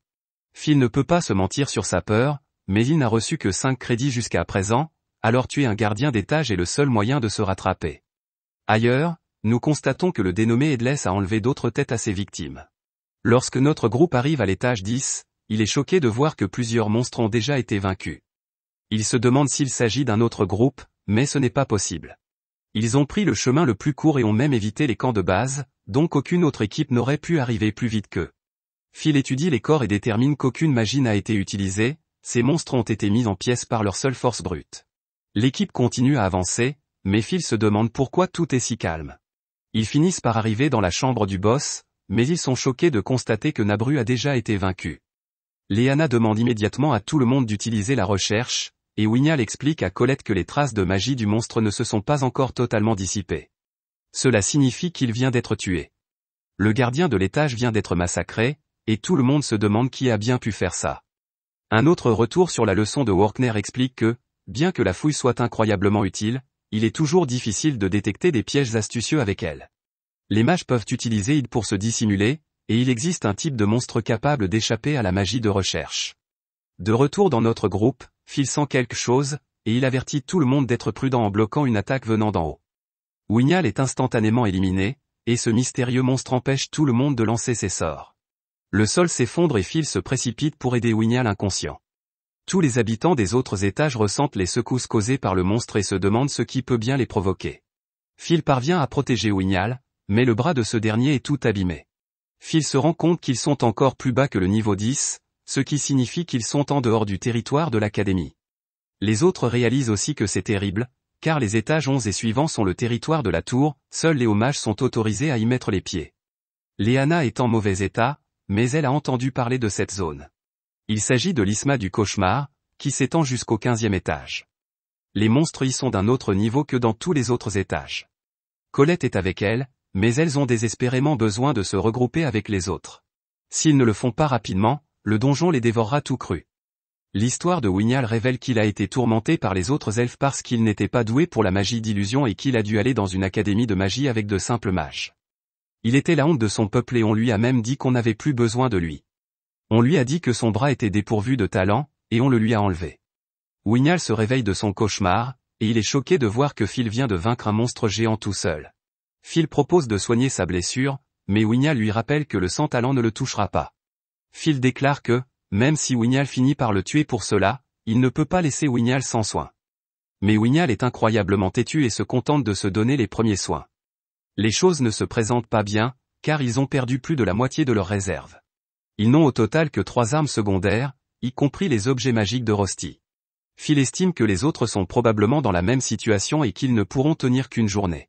Phil veut partir à la recherche des autres, mais la meilleure chose à faire quand on est bloqué dans un donjon est d'attendre d'être secouru. Phil n'est pas d'accord, car le sauvetage risque de prendre du temps, le monstre étant de niveau 10. À l'étage 8, le professeur Elsa explique à Orkner qu'une ruée de monstres a détruit son camp de base. Quant aux autres professeurs, il leur est arrivé quelque chose de terrible, on leur a ôté la vie et on leur a arraché la tête. Orkner est horrifié d'apprendre qu'il est probable que les étages 9 et 10 aient également sombré dans le chaos. Orkner estime qu'il ne s'agit pas d'une coïncidence et se demande s'il ne s'agit pas d'une sorte de stratagème. Edward arrive pour expliquer que l'entraînement a été annulé, et les deux professeurs partent aider les étudiants. De retour avec Phil, Wignall utilise la recherche, craignant que quelque chose ne se trouve à proximité. Phil lui suggère de ne pas l'utiliser avant qu'il ne s'épuise, mais Wignall lui fait remarquer qu'ils sont maintenant au 11e étage. Les monstres sont terrifiants et ils ne survivront pas s'ils tombent dans une embuscade. Wignall est à la fois terrifié et frustré, et il ne comprend pas comment Phil peut être aussi calme. Phil utilise ce calme pour trouver une façon plus efficace d'utiliser le sort de recherche de Wignall. Phil calcule la distance qu'ils doivent parcourir avant d'atteindre la limite de la recherche de Wignall, ce qui lui permet de dire à Wignall quand utiliser à nouveau la recherche. Phil et Kiki s'occuperont des monstres proches que la recherche de Wignall ne peut pas attraper. Quant à Wignall, il sera chargé de trouver les monstres au loin. Ils doivent surtout se préoccuper des embuscades et limiter au maximum les combats. Wignall ne comprend toujours pas comment Phil peut être aussi calme. Phil explique que, pour monter dans la tour, il n'a pas d'autre choix que de prendre les crédits par la force. Cela lui a valu d'être bloqué plus de 100 fois à différents étages du donjon, il sait donc comment gérer ce genre de situation. C'est à ce moment-là que les gars se préparent à être encerclés par des monstres appelés Jerkiza. Ils n'ont pas d'autre choix que de se battre, et Phil décide de prendre la tête du groupe pendant que Wignall combat celui qui se trouve derrière. Wignall fait tomber son adversaire rapidement, mais il est plus étonné par Phil. Phil commence à démolir les monstres et Wignall se demande comment Phil peut bouger comme il le fait. Phil a toujours été rabaissé par tous ceux qui l'entourent, mais il a réussi à devenir aussi fort. Wignall est d'autant plus contrarié qu'il a réagi différemment à sa propre situation. C'est alors que Wignall se fait surprendre par un autre monstre. Il n'a pas le temps d'attaquer, alors il décide d'utiliser son mur de flammes pour faire fuir la bête. Phil sait que cela ne marchera pas et le monstre fonce sur Wignall. Wignall est complètement figé de terreur, mais Phil vient rapidement à son secours. Phil lui explique que les Jerkiza n'ont pas Dieu et que les illusions ne fonctionnent pas sur eux. Wignall commence à perdre la tête en riant et en se qualifiant de honteux. Phil essaie de lui dire qu'il est un elfe très talentueux, mais Wignall lui répond qu'il a tort. Wignall a toujours traité Phil de paresseux parce qu'il n'a aucun talent. Cependant, il révèle qu'il est l'un des traînards et qu'il est lui-même un traînard. Un autre regard en arrière montre Wignall en train de s'entraîner, et il supplie une certaine Eleanor de ne pas l'abandonner. Wignall s'est rendu compte que ce qu'il cherchait à atteindre était trop loin, et que rien de ce qu'il faisait ne suffirait. Cependant, Wignal n'a jamais pu se résoudre à abandonner, et il a continué à s'entraîner. De retour dans le présent, Wignal vient d'avouer qu'il est à la traîne. Cela fait 6 ans que lui et un groupe d'autres elfes sont entrés à l'académie, et il est le seul à y être encore. Les autres sont montés dans la tour, mais Wignal est une honte pour son espèce. En effet, la magie de Wignal est censée donner naissance à quelque chose de physique. Or, Wignal ne peut produire que des fantômes immatériels. Sa magie n'est qu'un spectacle, et il ne peut pas vaincre un ennemi avec. Vil fait remarquer que Wignal est considéré comme l'un des 3 meilleurs de l'école, mais il sait ce qui est le plus important. Léana le sait aussi, et elle explique à Colette que seuls ceux qui ont vraiment fait leurs preuves peuvent monter dans la tour. Au cours des 6 dernières années, elle a vu les élèves les plus doués quitter l'académie, ce qui lui a fait comprendre que ceux qui restent sont vraiment ceux dont personne ne veut. Colette lui rappelle qu'elle est connue sous le nom de Miss Parfaite, mais Léana répond que ce n'est qu'à l'académie. Léana a vu de ses propres yeux ce qu'est le vrai génie en regardant Elpharia s'élever jusqu'à Magia Vendée. C'est à ce moment-là qu'elle a compris que ceux qui sont inférieurs ne peuvent jamais espérer être à la hauteur d'un vrai talent. Quant à Wignal, c'est l'un de ses frères et sœurs qui a été le premier à lui apprendre le désespoir de sa propre infériorité. Vil est choqué car cette sœur est en fait la reine des elfes, elle s'appelle Eleanor, et Wignal l'aimait beaucoup. Comme elle était très petite, Wignal a décidé de la protéger pour toujours. Cependant, il s'avéra par la suite qu'elle était une elfe puissante, capable même de créer de grands arbres géants. Eleanor est devenue une Magia Vendée, et Wignal s'est efforcé de l'atteindre. Cependant, il ne pouvait pas cacher qu'il n'était qu'un traînard, et il a donc commencé à dénigrer les mages pour cacher ses propres lacunes. À ce moment-là, Wignal est choqué car Vil lui dit qu'il savait qu'ils avaient quelque chose en commun. Wignal pense qu'il essaie simplement de le réconforter. Il dit qu'il n'a été qu'un obstacle et demande à Vil de continuer sans lui. Vil refuse et assure à Wignal qu'il est un elfe extraordinaire. Il promet qu'ils sortiront ensemble du donjon et qu'il protégera Wignal jusqu'à ce qu'il puisse marcher seul. Colette encourage également Léana en lui expliquant qu'elle connaît un garçon qui continue à se battre même s'il est ridiculisé parce qu'il n'a aucun talent. Si Vil voyait à quel point il se torture, Colette est sûre qu'il en rirait. De retour auprès de Vil, nous constatons que Wignal et lui sont en pleine bataille. Il rencontre sans cesse des ennemis de niveau supérieur à 5, ce qui montre bien que l'étage où il se trouve est d'un tout autre niveau. Cependant, Wignal ne comprend pas comment Vil peut vaincre tous les ennemis qu'ils affrontent en un clin d'œil. Vil finit par éliminer les bêtes avec facilité, et Wignal ne peut que s'interroger sur son endurance. Vil a été roué de coups pour avoir protégé Wignal, et Wignal ne comprend pas pourquoi Vil ne l'a pas abandonné comme l'ont fait les siens. C'est alors que Vil entend quelque chose, mais les recherches de Wignal ne donnent rien. Vil sait ce qui se passe et explique que le bruit qu'il entend est celui du donjon qui donne naissance à de nouveaux monstres. C'est exactement ce qui se passe, puisqu'un monstre couvert de flammes apparaît. Vil comprend immédiatement qu'ils sont en danger et utilise ces objets magiques pour détruire la chose qui a donné naissance aux monstres. Cependant, ils sont toujours en difficulté, car les monstres de flammes appelés Belcar les encerclent. Ils valent 11 crédits et les attaques physiques ne font rien à leurs corps enflammés. Ils sont très résistants à la magie, ce qui en fait un ennemi naturel des mages. Même la tour les considère comme dangereux, et les seules attaques efficaces contre eux font appel à la magie elfique. Vil décide qu'il ne peut pas les vaincre seul et qu'il a besoin de l'aide de Wignal. Wignal lui rappelle que sa magie d'illusion est défectueuse et qu'il est persuadé qu'il échouera s'il tente de se battre. Il est cependant choqué lorsque Vil lui explique qu'il n'y a pas de mal à échouer. Il dit qu'ils ne sont pas des génies et que la meilleure façon d'avancer est d'apprendre de leurs erreurs. Wignal craint que son échec n'entraîne la mort de Vil, mais ce dernier lui assure qu'il ne mourra pas. Vil a un rêve et il ne s'arrêtera pas tant qu'il n'aura pas atteint la tour. Cela signifie qu'il ne peut pas mourir, et il dit à Wignal de noter ses paroles.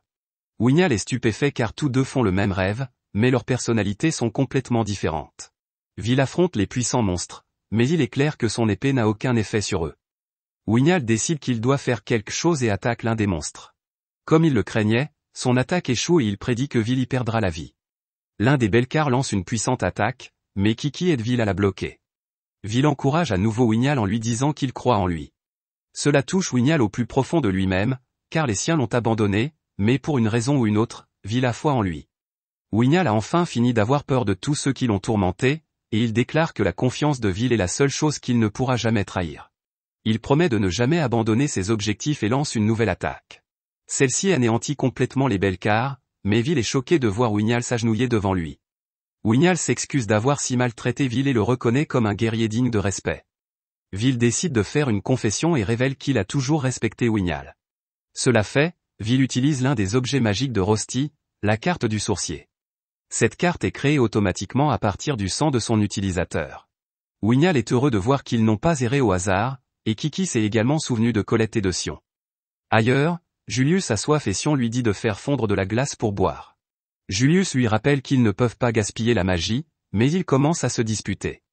Julius pense à leur incompatibilité, mais le pire, c'est qu'ils ont tous les deux été humiliés par le vil, sans talent. Julius utilise la recherche et ne trouve rien, mais Sion sent que quelque chose ne va pas. Il utilise la détection de chaleur pour détecter un monstre, et ils se rendent compte qu'ils sont entourés de sentinelles maléfiques. Julius se demande alors si cela n'a pas un rapport avec le monstre qu'ils ont vu plus tôt. Sion dit avec assurance à Julius d'utiliser ses clones car, même s'il ne peut pas les contrôler, ils peuvent toujours servir de leur. Julius le prend pour un fou et lui propose de s'enfuir, mais Sion refuse. Vil lui ayant fait goûter à la pire humiliation de sa vie, Sion déchaîne sa rage sur les sentinelles. Dans les étages supérieurs, les étudiants courent pour sauver leur vie car ils sont également attaqués par les sentinelles. L'un d'entre eux est sur le point d'être écrasé, mais Edward sort de nulle part pour le sauver et élimine toutes les sentinelles en un instant. Il ordonne à tous les élèves d'évacuer au 6e étage, et Workner arrive pour l'emmener dans la zone suivante. Les élèves sont stupéfaits car ils ne s'attendaient pas à voir un coureur dans le donjon. Workner explique que la majorité des élèves ont été évacués car peu d'entre eux ont réussi à dépasser l'étage 8. Cependant, un groupe l'a fait, celui de Leanna, mais Edward pense qu'il sera impossible de les retrouver, car l'étage 10 est trop vaste. Workner révèle qu'il sait exactement où il se trouve. C'est lui qui a donné Kiki à Vil, et elle est reliée à un cristal qu'il possède. Il sait donc que Vil et son groupe se trouvent à l'étage 11. En bas, Colette laisse des signes derrière elle. Cela fait maintenant 16 heures qu'ils sont à l'étage 11 et ils n'ont presque plus d'eau ni de nourriture. De plus, les monstres ne les laissent pas faire de pause. Heureusement, Leanna est très forte et les repousse, mais Colette sent bien qu'elle atteint ses limites. Colette est surprise lorsque Leanna s'excuse. Elle dit que ses ambitions ont mis tout le monde dans ce pétrin, mais Colette fait remarquer que le monstre de l'étage 10 est le seul à blâmer. De plus, Colette s'en veut d'être venue, alors qu'elle n'était pas invitée. Ces paroles parviennent enfin à Leanna, qui la remercie. Colette a en fait très peur, mais elle reste confiante car elle sait que Vil les sauvera. À ce moment-là, elle s'agite car elle croit entendre Vil tout près d'elle. Ailleurs, Wingnall sent un mage devant lui et il voit les conséquences de la rage de Sion. Wingnall est incroyablement choqué car il n'arrive pas à croire que Sion ait pu éliminer autant de sentinelles à lui tout seul. Julius, qui est devenu la relève de la comédie, dit avec colère à Wingnall que Sion n'a pas fait tout cela tout seul. Vil est heureux de voir que Sion est toujours en vie, mais il est déçu d'apprendre que Leanna et Colette sont introuvables. De retour avec les filles, Leanna prévient que quelque chose ne va pas. La personne qui apparaît est le professeur Bruno, mais sa tête tombe de manière choquante. Un autre homme apparaît et dit à Headless qu'il est déçu d'avoir laissé les étudiants dépasser le 10e étage. Colette est absolument mortifiée pendant que Headless s'amuse avec sa nouvelle tête, et les étrangers commencent à se disputer pour savoir à qui revient la faute. Colette se rend compte que ces types ont pris la vie de leur professeur, et elle exige de savoir qui ils sont. Elle manque de s'évanouir lorsqu'Headless détruit la tête qu'il porte. Il lui explique qu'ils ne sont que des méchants ordinaires qui tentent de détruire le faux ciel. Colette est d'autant plus terrifiée que, selon la tradition, la chute de la barrière entraînera celle de Calamity. Headless leur demande poliment leur tête et lance une attaque destinée à les décapiter. Les filles sont sauvées par l'arrivée de Vil, qui détourne l'attaque. Vil explique qu'ils ont pu les retrouver grâce à Kiki et aux pierres que Colette a laissées derrière elle. Leur arrivée ne fait qu'exciter encore plus Headless, et Vil demande à tout le monde de s'enfuir pendant qu'il repousse les étrangers. Mais Headless est incroyablement puissant et renverse facilement Vil. Headless s'est pris d'affection pour lui et décide d'ajouter la tête de Vil à sa collection. Malheureusement pour lui, son partenaire lui dit qu'ils n'ont plus le temps et qu'ils doivent aller chercher quelque chose. Headless se fait entraîner et demande à Duke d'éliminer les étudiants. Tout le monde est alors choqué de voir que Headless vient d'utiliser la magie secrète de transport de la Reine des Mages. Le choc se transforme en horreur lorsqu'il réalise que Headless vient d'invoquer le monstre qui vaut 270 crédits, le diabolique Grand-Duc. Merci d'avoir regardé mon récapitulatif. Abonnez-vous à la chaîne pour plus de vidéos.